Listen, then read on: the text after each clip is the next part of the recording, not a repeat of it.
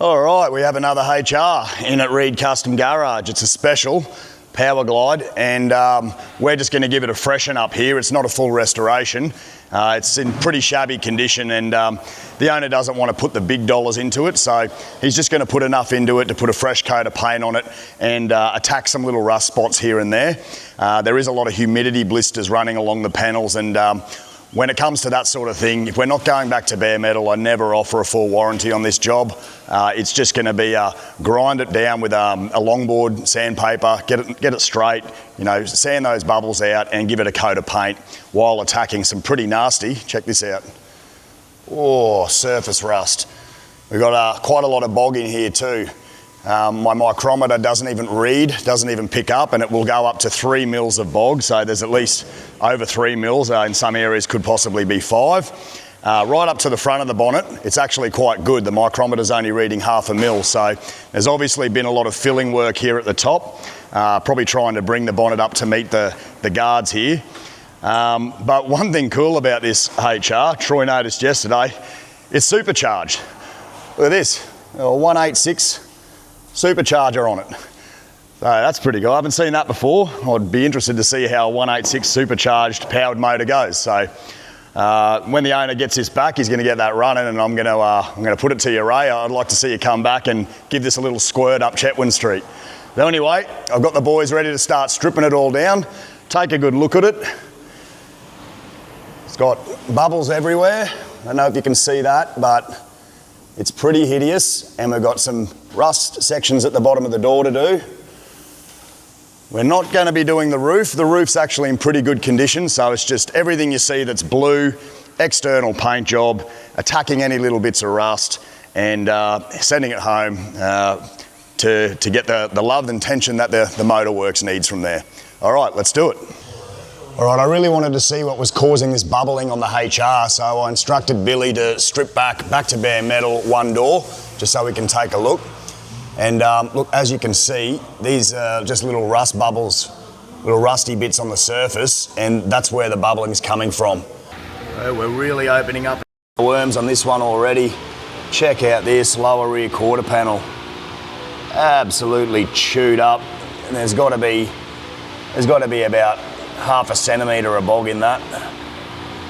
So, this is restoration work, people. Sometimes you just, you start and it just becomes something totally different. All right, let the fun begin. Boys getting stuck in. Lockie giving this a longboard. A lot of sanding to do.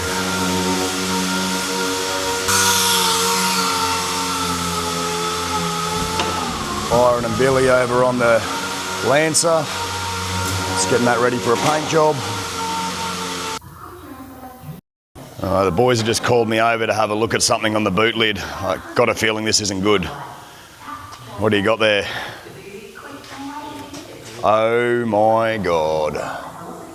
This is definitely the root cause of this bubbling.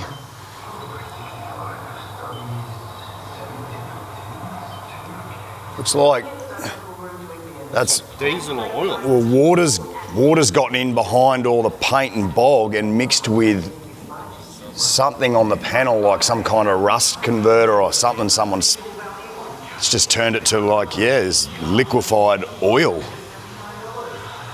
This is bad news. This is bad news for the guy that owns this, because I'm going to have to ring him and let him know this whole boot lid's got to be stripped back. Actually, it's starting to happen on this door. Oh. Same thing. Yeah. He's got. Wow. Well, you take that back to bare metal.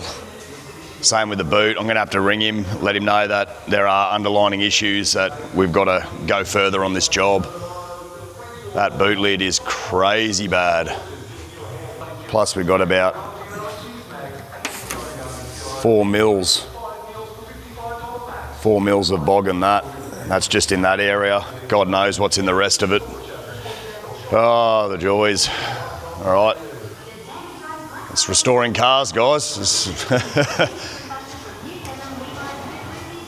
The thing is that this car was only in just for a bit of a straighten up and a patch up and a respray. It wasn't in for a full resto. You know, like some people just don't or can't justify spending $40,000, $50,000 to take back the car to bare metal. So I give them options to be able to still make it look nice, obviously with no guarantees, no warranty work, but still get it, you know, blocked back and straight and little rust areas patched up and painted. But then we come across stuff like this, and you know, it's you can't really. There's no halfway of fixing something like that. You really do just have to bare metal it, and therefore, you know, the customer's got to understand that there's going to be a little bit more time and therefore costs involved. So I'm going to have to get in touch with him, show him this, let him know that to do it right, we've got to do it right, and there might be a little bit more costs involved, but. Yeah, for that particular panel and perhaps that door, there's just no way of half doing it. So anyway, that's restoring cars.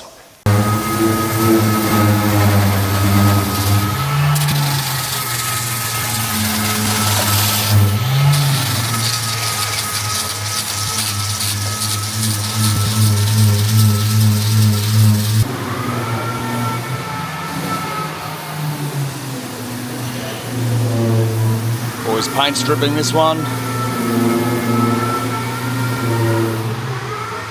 Hey guys, we seem to be running into nothing but problems with this HR when you're not sort of engaged to do full restoration work. You got to do what you can do within the money. And I know that some of you would be scrunching your face going, oh, you've just sort of rebogged it and straightened it and primed it without taking it back to bare metal. But mate, for 15 grand, who can do that? You know, you just can't. So, but we're still going to do a really nice respray on this. So as you can see, I've skipped a couple of steps. I've just gotten really busy, so I haven't shown a few steps leading up to the primer phase, but we are at that phase now, and we've got some parts in the booth that are giving us some more problems. We've got some paint on them, some doors, and we're noticing pinholes starting to poke through. So I took a short break. I went up to the North Queensland area, up to the Daintree rainforest for a few days with my family. I just needed to have a bit of family time. It's been a very hectic year, so took a few days, went up there, did a couple of Croc River cruises, and mate, I got to see something amazing that not many people get to see. I got to see a croc eat a cow off the riverbank. That's right, I got to see that. I've actually taken some video footage of it, so I'll give you a little snippet of it. Before I do, I better warn you, this may be confronting, and if you don't want to see a croc attack a small cow, I'd probably just, fast forward a little bit. But who doesn't want to see that? Come on. Oh, wow.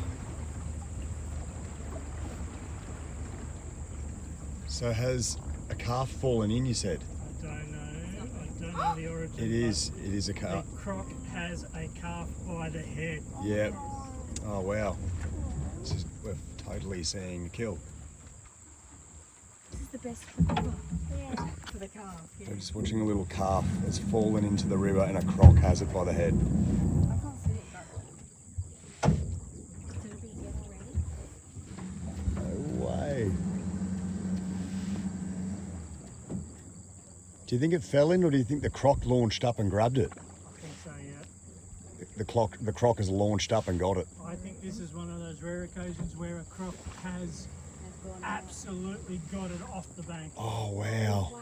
Okay, that cow is unfortunately still alive. Yeah. You can hear it. You can hear it trying to breathe. Wait, is that a cow? Yeah. You can hear the cow trying to breathe. It's the crocodile's dinner that way. Oh, you can see its head. Oh. It's not a small cow. Oh, poor cow. Its head is still above the water. Okay, I'm going to... I'm sure he's pretty freaked out. I'm sure it's feeling something.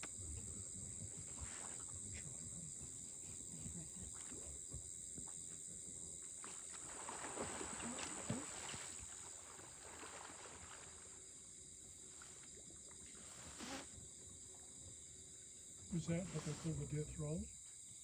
I think that was the calf trying to get, Calf that is desperate, getting desperate. probably its final, Somehow they'll leave, trying to See- get out of it's kind of gone still now, so. And it's still going. Oh, I love cows.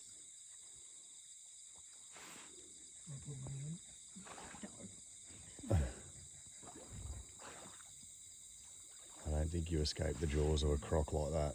It's...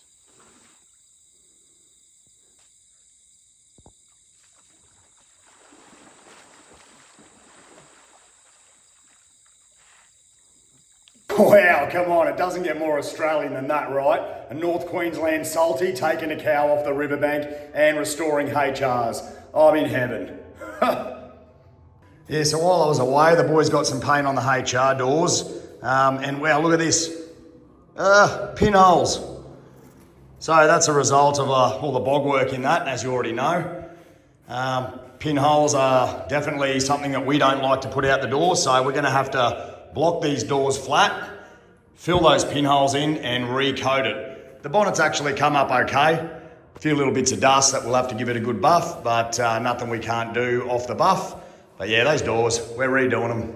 The way I'm gonna fix these pinholes is I've got my hard rubber block, I've got some 400 wet and dry and some clean water. I'm gonna give this a really good blocking. I wanna flatten down those pinholes really flat, so when I fill them, they're going to fill in nicely with my little like fine fill, and then I'm going to give the whole surface another coat. Now, I could just drop some hardened 2-pack in the pinholes, like you've probably seen me do in the past, but for the time that's going to take me to let that dry and buff it all back, it probably won't take much longer just to give it a coat of paint. So I'm going to do it that way. So, just starting my block work. It's only the lower part of the door where the pinholes are, but by giving it a good block, I'll also straighten out some of the rippling as well. So it's only going to improve for a better job in the end.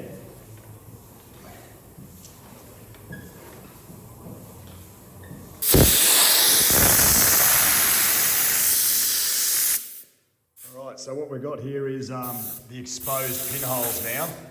As you can see, they're blocked down flat. It really exposes those little holes.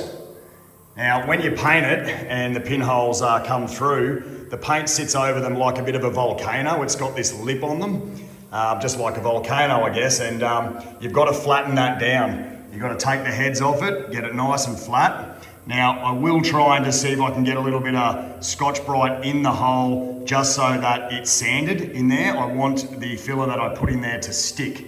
So I've got to try and really, like scuff in there a bit of Scotchy, and then I can do my pinhole filler.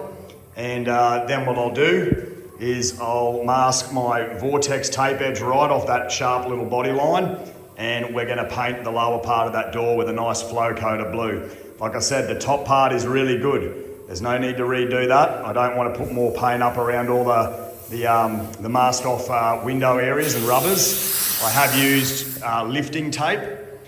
You might have seen in previous videos that with rubbers, I put lifting tape in there and I pull the rubber away. So the paint actually gets in there a little bit, all the way around. Now I could take the windows out, I could take the rubbers out, but that's a lot more R&R time. And when there's a budget, you've just got to do things in a way that still present a really nice job, but is saving costs. Well, a little bit of positive news on the driver's front door. At second glance, the pinholes are only in the lower part of the door below the lowest body line. We've got a couple here that are blocked down, but what I thought was pinholes when I looked at it yesterday is just a couple of bits of dust up on the main part of the door. So that's nothing that can't be just denibbed out and buffed up. So I'm just gonna paint this lower strip of the front door and run my vortex off that lower body line. So it's gonna be even more inconspicuous, especially once it's all buffed up. So I've got my grey Scotch-Brite here. I'm just gonna do my very best to try and see if I can get that sanded in that little hole. Get a bit of a scuff on that. I'm probably not gonna get it all the way in, but at least enough that my pinhole filler will stick to it. Just work it in there.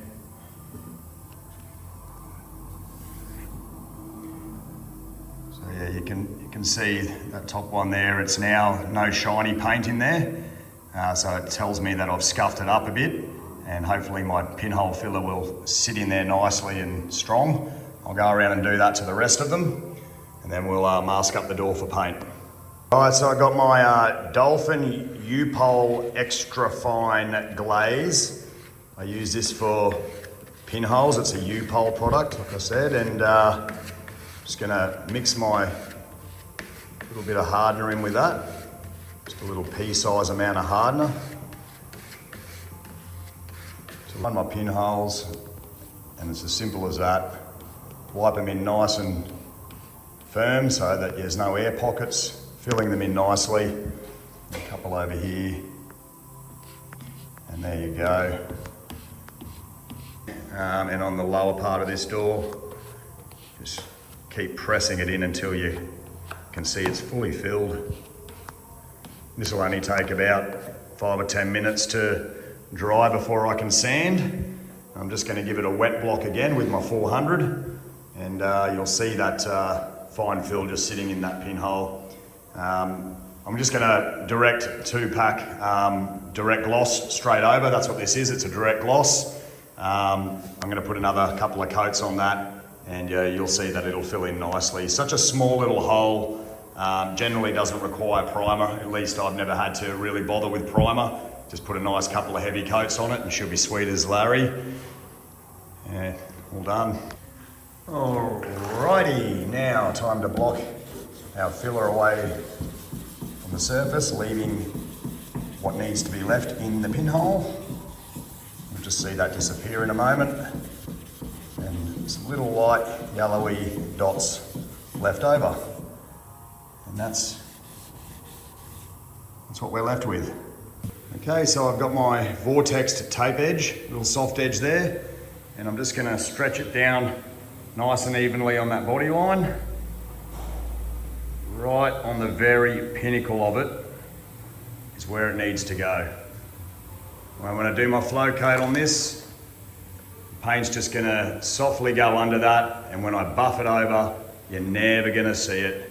And keep watching, I'll show you. All right, now this is the colour code on the plate in the engine bay. I've tried punching in just 585 and the 8591 on their own. I've tried doing them together, but no results have been shown. I've got a feeling that the system is so new, and this is such an old paint, it's outdated to my system. So I've had to eye match this. I've had to come up with this on my own. It took me a good hour or two to get this colour, and I've got it really close. I just used all the original paint on the car to come up with that. If you know what this colour is, what the old HR Holdens came out in this blue, this pastel-y blue, let me know what it's called. I want to see if I can find the colour, but this is actually really close what I've eye matched. So yeah, with a little bit of time you can actually get it really close. So let's get some paint on these doors and then do the body.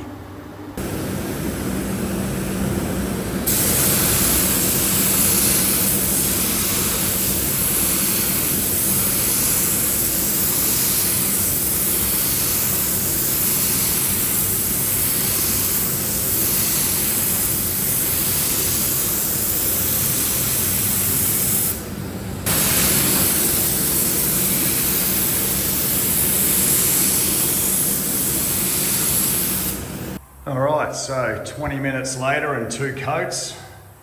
This is how it's laying down over my pinhole repairs. As you can see, completely gone. Now this is still going to be drying for some time now, so there's a little bit of dust there. That's just a bit of dust, but where the pinholes are, it's completely glassy, flat. I'll come back and have a look and see if it's shrunk back into those pinholes.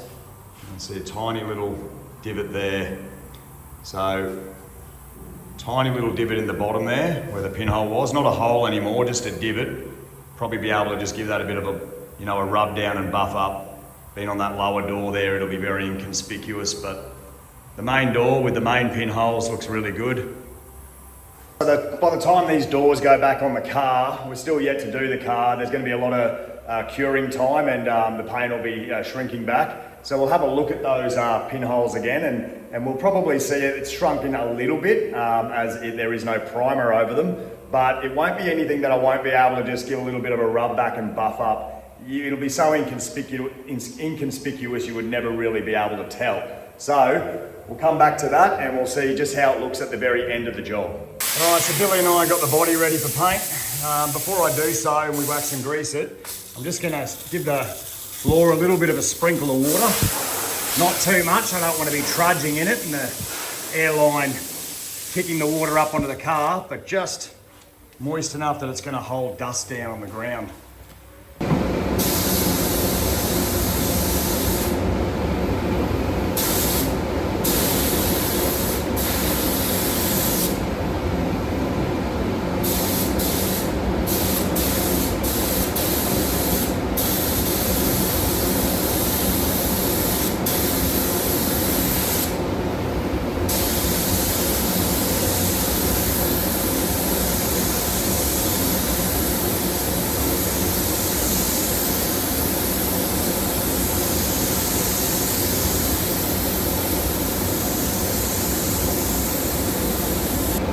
Alright, let's paint this bad boy.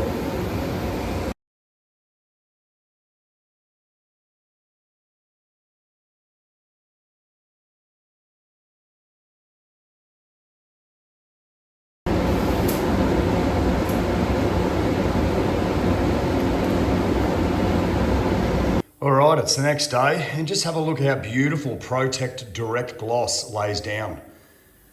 It's just lovely, isn't it? You know, just a mid-range direct gloss, nothing fancy. But just have a look at that. A little bit of a factory peel about it, but still glassy. The boys have done a great job in straightening this whole girl up. For what she was, it's going to be a really nice little HR. Let's just hope it lasts and some of all those nasties underneath don't poke their head back through too soon. Just lovely. All right, just unmasking this now, and I just want to show you how I mask up the quarter glass in the windows. You can see this lifting tape here. This pulls away nice and easy. We just slot that in behind the rubber there and pull it back, and it just creates this little gap, and it allows the paint to get in right under there without getting any on the rubber. It doesn't create any lines or any areas where the paint can lift off when you pull the masking off.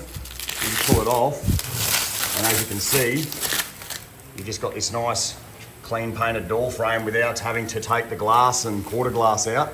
All that takes a lot of time, and when there's a budget in the job, it's a really good way to save some time and still produce a really nice job. All right, so the boys are fitting it up, nearly done.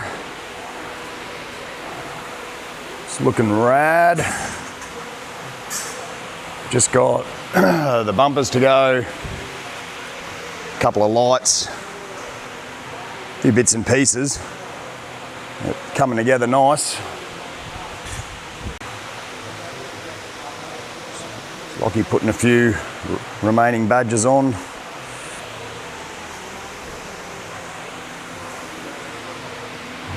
Troy putting the tail lights on. Gee, it's just about ready to buff it, send it out the door. All right, so back to the soft edge on the door with the pinholes on this body line here. I just want to show you how it looks once it's painted. If you can just try and follow my finger along here, you can see that there is a little bit of an edge there, but by no means is that a hard edge of paint. It's actually quite soft, you can barely feel it, but you can slightly see the edge there. So I'm going to show you how I basically take the eye off that completely. I'm going to give it a wet rub down. I'm going to start with some 1500 on there, reduce that down to 2000, and then a quick one over with 3000 before giving that a buff up. So we'll do that now, and then we'll have another look at it, and I can pretty much guarantee you that little bit of an edge there that you can see is going to be completely disappeared. All right, so some 1500 wet and dry with my candy block on the soft side of the candy block. It's going to keep it nice and wet, and I'm just going to work on that, just a few strokes. I'm using the soft side because I don't want to put any grooves in the panel, in the paint. You even just use the palm of your hand, just so it just follows the contour of that little concave pre-body line. I've got plenty of material on here, so I'm not worried of rubbing through, even though it is on that edge. There's a lot of coats and it is a direct gloss, so it's a high build paint. So I'm just going to go until I can't feel that edge whatsoever. And once I'm satisfied with that, the 2000 is literally just to reduce the 1500 scratch, so it will buff up more easily. Just a little 2000 over.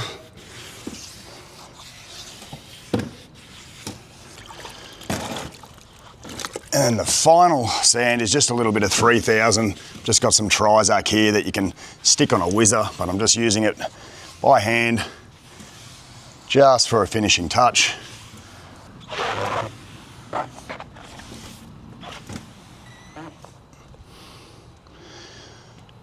Can't feel anything. And we'll get the machine polisher onto that and polish it up, get it nice and shiny and see if we can see anything. So with my first cut, I'm using a 3D product, extra cut compound. It's the coarser grade. The idea is to really shine it up quick and fast. And once I've done that with this grade, I'll move down to stage 2, which is a finer cut, and then finish with a swell remove. I don't want to go too hard on the buff. I just want to go quite slow with it. Just work that compound in. Turn it into a paste on the panel, and then just slowly work along that body line. And speed it up a little bit. Pretty messy business, machine polishing a car, but just like anything, you can always clean it right up. All right, I think that's about enough. Wipe back. Yeah, it's looking really good. A couple of very minor traces, which I'll continue to work on a little bit, but let's have a look at this. As you should be able to see, that soft edge has completely disappeared. I cannot see anything. I just hope the camera can focus enough on that for you to see as well. But it's just as glassy and flat as the rest of the panel. So if we take a look down below where the pinholes were, they too have completely disappeared, and the shrinkage, the cure of the paint hasn't seemed to have created any dimples. They are completely gone as well. All right, so that's a successful door pinhole rectification. I'm going to continue denibbing the car and giving it a good buff, flattening it down and just making it that little bit better. And I'd say tomorrow this thing's going out the door.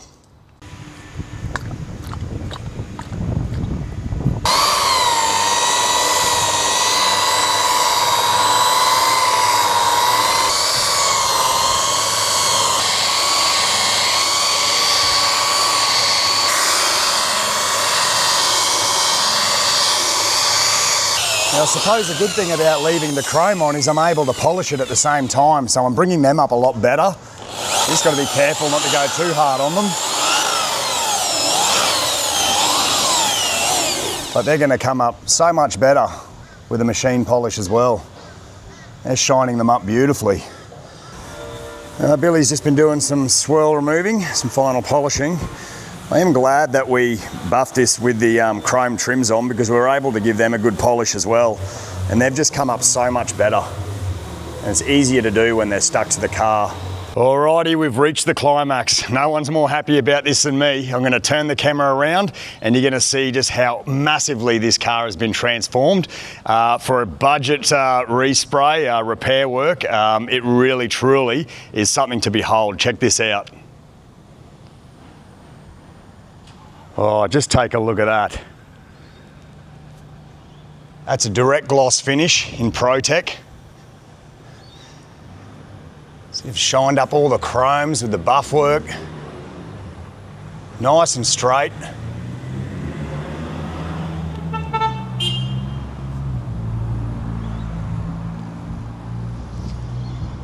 Isn't that just beautiful?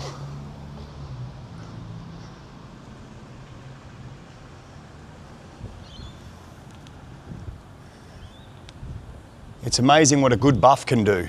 You know, like, it was nice off the gun, but I really think it just gives it that extra 20-30%.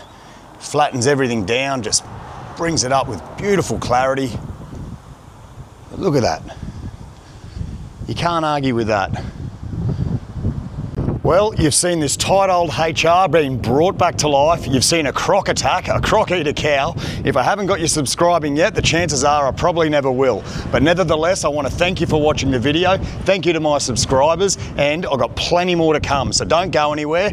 Keep up with the channel, and you're going to see even more cars. I've got some pretty cool cars coming through. So let's just say I'll see you soon.